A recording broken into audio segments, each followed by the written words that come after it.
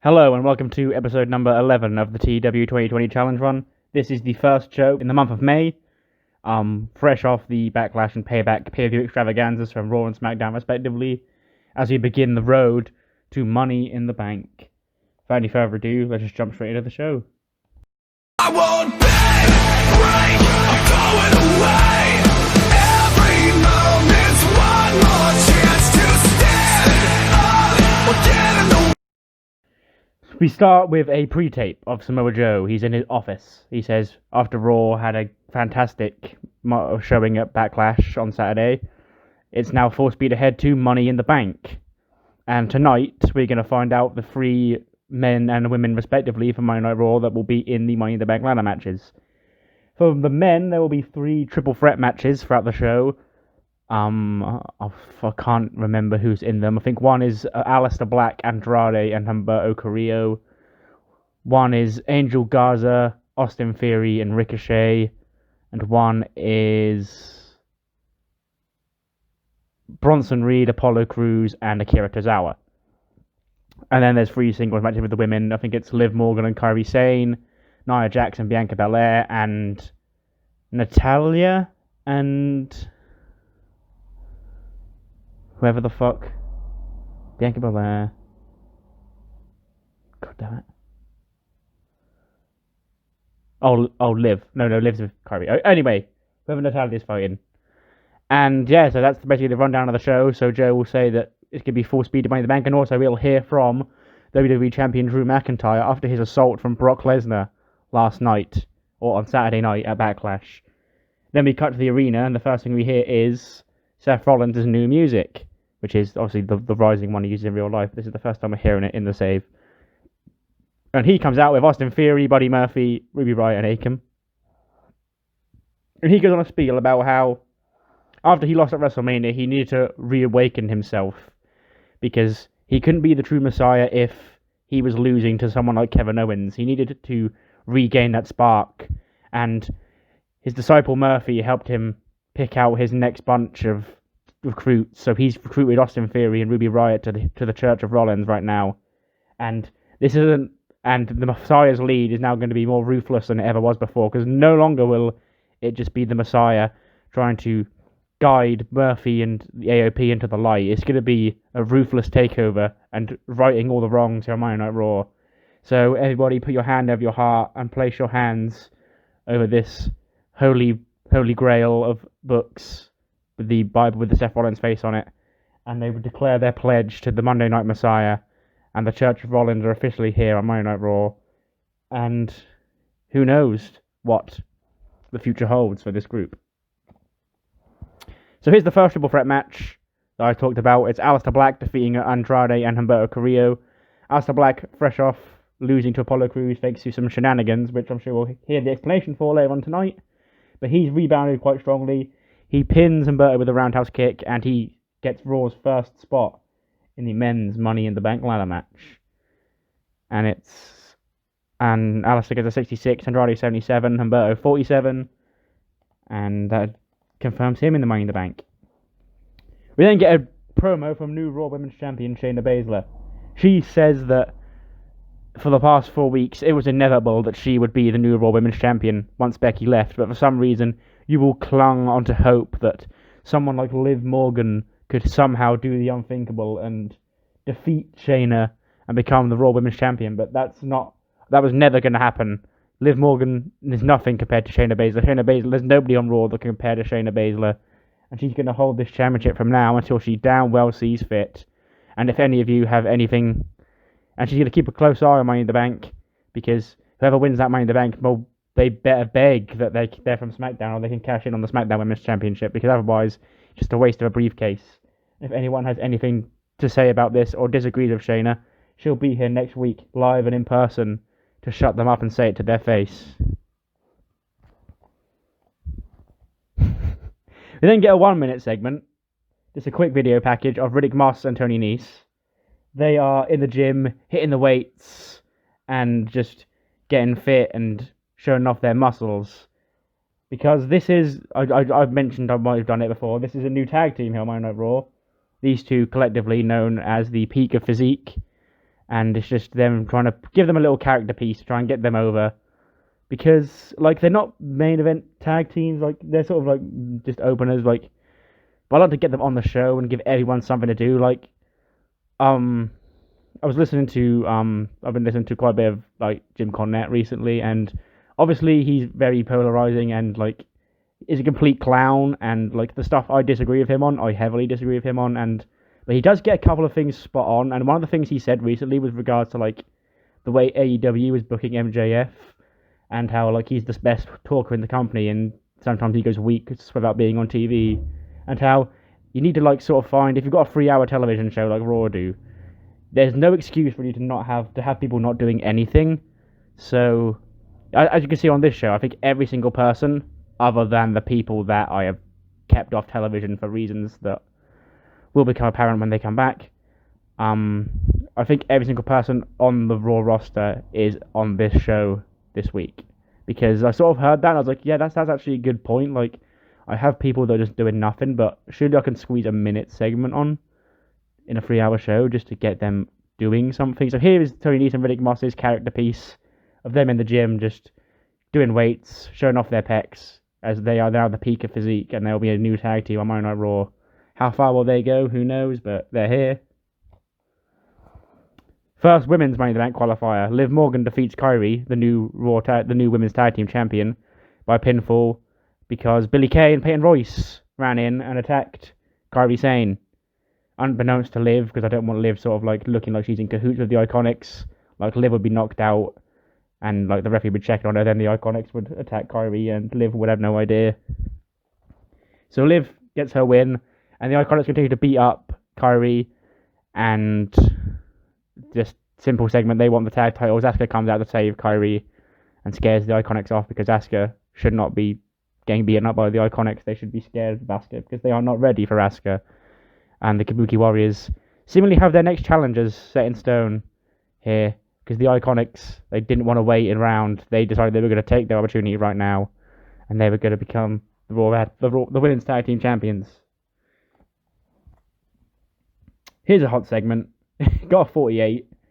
I think it's because all of everyone here was talking, apart from Lashley and Shelton. But anyway, MVP comes out with Apollo Crews, Bobby Lashley, and Shelton Benjamin, and he says he knows everyone's confused as to why the silent change of heart for Apollo Crews, because Apollo was denying MVP services all this time, and well, he let Apollo do the talking, and Apollo's like, well, when I lost to Alistair Black, it sort of did realise that maybe I wasn't good enough to be here, and I was really losing, and I had completely lost my way. And MVP, really, he made a lot of great points towards me, and that sort of, at first I didn't want to hear them because they were true, and like I thought they were insulting because I just thought he was insulting me, but I sat there and thought about it, and it was like, truth hurts, and maybe I could use a little help to get that winning edge. And that is why I decided to take MVP up on his offer, along with Bobby Lashley and Shelton Benjamin, so I can now be the next future top star here on Monday Night Raw. And then MVP gets the mic back. He dubs the group VIP Nation and says that everyone needs to watch as Apollo wins the next upcoming triple threat match to get into Money in the Bank. And then Akira Tozawa would interrupt because he's A, in the match, and B, he's Apollo's best friend. He was Apollo's best friend. Him and Ricochet and all them are Apollo's best friends. And he's like, Apollo, bro, what? Obviously, he doesn't have the most fluent English, but I'm just going to say what he would generally get across, but I'm not going to pretend to sit here and do a fake broken English Japanese accent. He'd be like, Apollo, what happened to you, man? You haven't been returning my calls. We've been best friends. We broke into the business through Dragon Gate together. Now we're both here on Raw, and you don't even give me the time of day. You're now sucking up to MVP. What has happened to you, man? And Apollo would slap him. And then Aussie Mike would come out, sharing the mic time like, oh, okay, so the VIP Nation think they're going to take the spotlight here on Raw. Already, even after we got our win at Backlash, we're being overlooked as the new hot group here on Raw. Well, it's time for Big Bronson Reed to win the triple threat match and get in Money in the Bank and prove you all that we are really the next top stars here on Raw. So that does set up the triple threat match. Just a quick promo, setting up VIP Nation, sort of getting Apollo and Tozawa to share screen time because they were friends, and that is a loophole that needs to be filled. as well as, of course, Ozzy might just go going, hey, don't forget about us, because we are in the match as well. The match gets a 54. Apollo Crews defeats Bronson Reed and Akira Tozawa. Tozawa takes the pinfall with the spin-out powerbomb, because he is the most expendable. I don't want to pin Bronson this soon, and Apollo's winning, so Apollo gets a 52, so does Tozawa. Reed gets a 40. So Apollo Crews joins Alistair Black, his nemesis, in Money in the Bank. Here's the actual first segment I've actually written out. I think the WWE Title Feud for this week is the only thing I've actually written, because it's not really much story development everywhere else. It's just sort of get these stables over and get people in Money in the Bank. But anyway, Drew McIntyre's with Charlie Caruso, and she's talking about Brock Lesnar's attack at the end of Backlash. And Drew says, well, it's clear Brock's still angry that he got put down with a Claymore at WrestleMania, and now he wants his title shot again after I beat him. And Drew's a giving man, so at Money in the Bank, he officially challenges Brock Lesnar to a WWE Championship match. When they're interrupted by Rey Mysterio, he's like, pardon, Charlie, Drew? He says he knows firsthand how difficult it is to face Brock Lesnar, because, well, he fought him at Survivor Series last year. And he knows that Drew can get it done, because obviously Drew beat him at WrestleMania without any help at all. He beat him clean. But if Drew ever needs any help, Rey will be here for him, and to show that, he'll give Drew this, which is the lead pipe that he used on Raw against Brock Lesnar last year. And then Drew, of course, thanks Rey and says if he ever wants a title shot, he's welcome to one, because obviously Drew respects Rey Mysterio, a legend like Rey Mysterio. And Rey's like, I'm busy. I'm not busy tonight. Are you? And then Drew's like, I guess not. So we make an impromptu WWE Championship main event: Drew McIntyre and Rey Mysterio. Bianca Belair beats Nia Jax again. Kiss of death. Bianca 36, Nia 41. So Bianca Belair joins Liv Morgan in the women's Money in the Bank.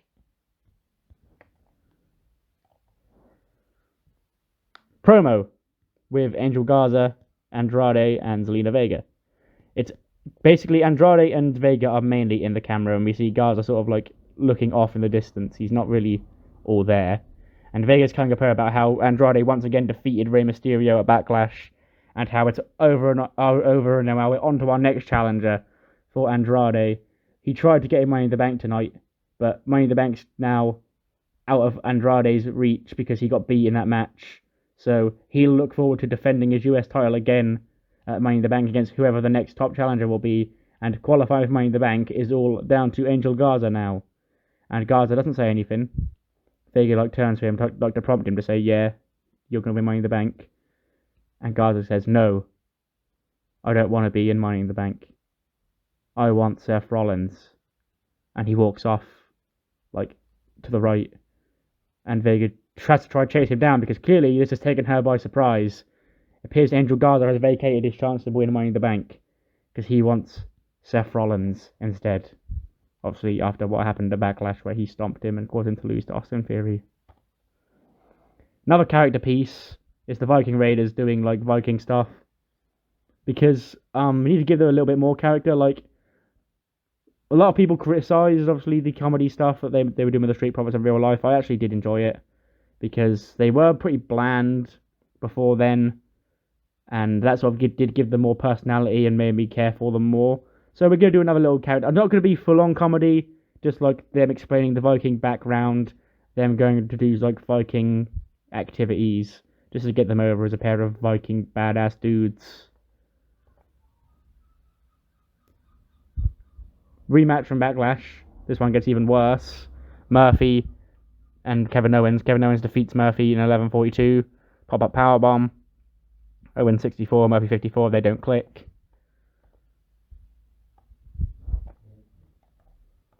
Can we skip to the next? Oh, Murphy fractured his jaw. Brilliant.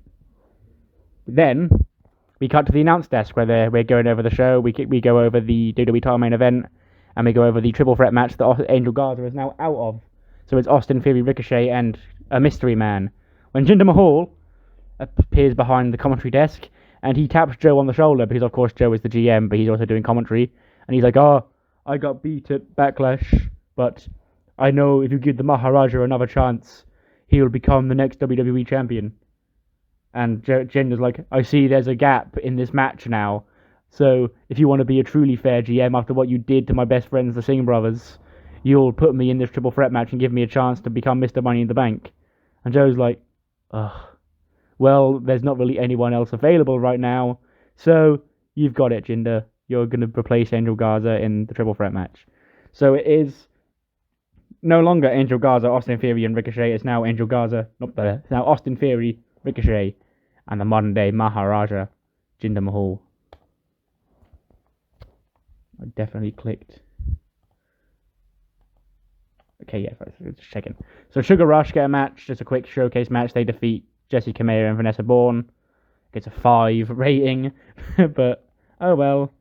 People, they got to get there eventually. That definitely wasn't a click. That was 24/7 stuff. R-Truth is back with his baby, talking to Titus O'Neil backstage. And Oney Lorcan charges out from under a table, goes, give me that title back, throw him up. And he charges Truth to the floor, pins him, and wins back the 24/7 title. And he runs out, title in one arm, other arm up in the air, finger up in the air, thrown up, as Oney Lorcan is now a 2-time 24/7 champion. Oh, it was Ruby Riott. Okay, yeah, I forgot that. So Ruby Riott defeats Natalya in 10:32, a Riott kick to get the last Raw women's spot in the Money in the Bank. So for the Raw end, it will be Bianca Belair, Liv Morgan, and Ruby Riott in the women's Money in the Bank ladder match. A good start, and finally a win for Ruby. And more importantly, after she's now found the light following the Messiah, she picked up a win here on Raw. Backstage segment with Cedric and Ricochet with the Profits. They're basically, the Profits are putting over Cedric and Ricochet for the great match they had at Backlash, and they wish Ricochet luck in the upcoming triple threat match, because obviously it was all respectful, they are still friends, and they would like Ricochet to win and go on to become Mr. Money in the Bank. Will he? No, because in 1637, Austin Theory defeats Jinder Mahal and Ricochet when Theory pins Ricochet with a standing moonsault. Ricochet gets a 63, Jinder a 50, Theory a 48. The match gets a 58. And Austin Theory joins Apollo Crews and Alistair Black as the 3 Raw participants in Money in the Bank. But after the match, Austin Theory celebrating. When Angel Garza's music hits, he storms to the ring. He's not even got time to take the pants off. He rips the pants off halfway down the ramp, not even stopping, just in a full-on motion. And he takes it straight to Austin Theory. And obviously Andrade and Zelina aren't here because they were taken aback by Garza's desire to just go beat up Seth Rollins. But there's too many men, and the church beat him up, and they all put their foot on his chest and pledge their allegiance to the Messiah, looking down at their latest sacrifice. 61 for the main event. Drew McIntyre defeats Rey Mysterio in 1828. The Claymore. Drew makes defense number 3 of the WWE title. Drew gets a 73, Rey a 74. And that is the main event of the show. But after the match, Drew helps Rey to his feet. They shake hands, and Rey leaves. But all of a sudden, Brock Lesnar slides in behind Drew McIntyre, and he hits an F5 on the WWE Champion. He was here after all. He holds the title up high, and then looks at it before throwing it on Drew McIntyre and leaving as Raw goes off the air. And we get a shit rating, I know. 67. We're losing pops still. This game is really difficult compared to 2016, but oh well. I like the actual direction we're taking the actual stories in, so it doesn't really matter to me too much, because we're in no danger of dropping down to small, because by the time we get to that size, well, we'll be gaining pop. So, anyway, what matters more importantly is if you enjoyed the stories, obviously do let me know if you did in the comments, and hopefully I'll see you next time for SmackDown. See you then.